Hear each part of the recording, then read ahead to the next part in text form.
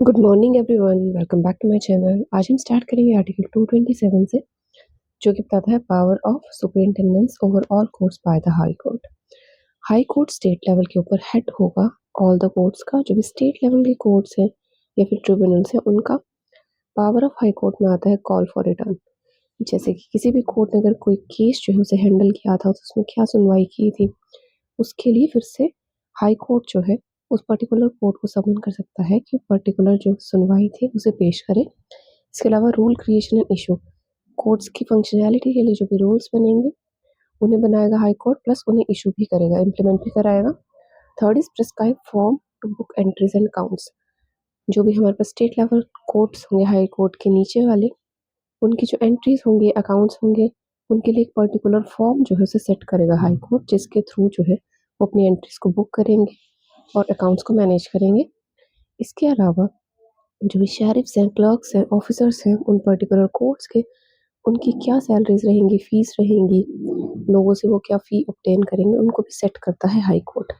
Next is article 228। ये बताता है transfer of certain cases to high court. अब यूनियन के केस में हाई कोर्ट जो है केसेस को सेंड करता है सुप्रीम कोर्ट के पास, और सुप्रीम कोर्ट जो है वो सुपीरियर कोर्ट होता है इंडिया का, एक ही रहता है वो। कोई भी ऐसा केस जिसमें सब्सटेंशियल क्वेश्चन ऑफ लॉ है, ठीक है, बहुत ज़्यादा इंपॉर्टेंस का केस है कोई, जिसमें हाई कोर्ट जो स्टेट लेवल कोर्ट्स हैं उन्हें ऐसा लगता है कि हम अपनी सुनवाई जो है नहीं दे सकते, तो उसमें वो उस केस को ट्रांसफ़र कर देंगे हाई कोर्ट के पास। हाई कोर्ट इसके अलावा खुद से भी जो स्टेट लेवल के कोर्ट्स या ट्रिब्यूनल्स हैं उनसे किसी पर्टिकुलर केस को ले सकता है और उसके ऊपर वर्क कर सकता है आगे। Next is article 229। ये बताता है officers and servants and expenses of high court के बारे में।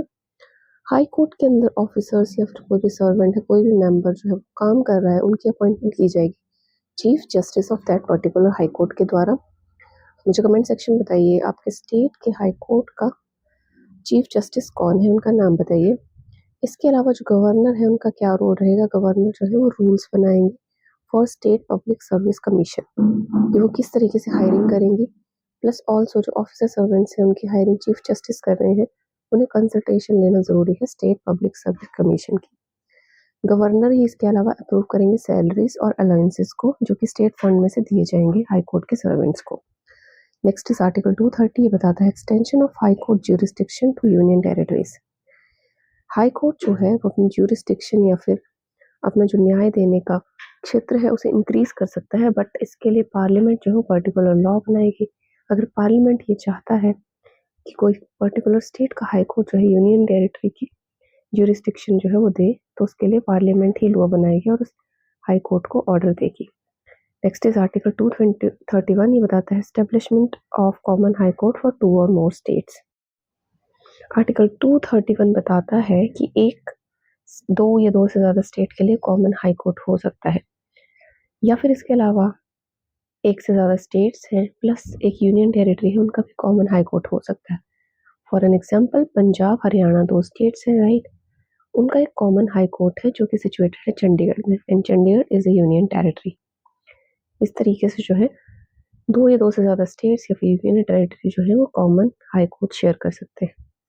आर्टिकल 232 बताता है ओमिटेड बाय कॉन्स्टिट्यूशन के बारे में, मतलब कि बेसिकली इस आर्टिकल को रिमूव कर दिया गया था by 7th amendment act of 1956।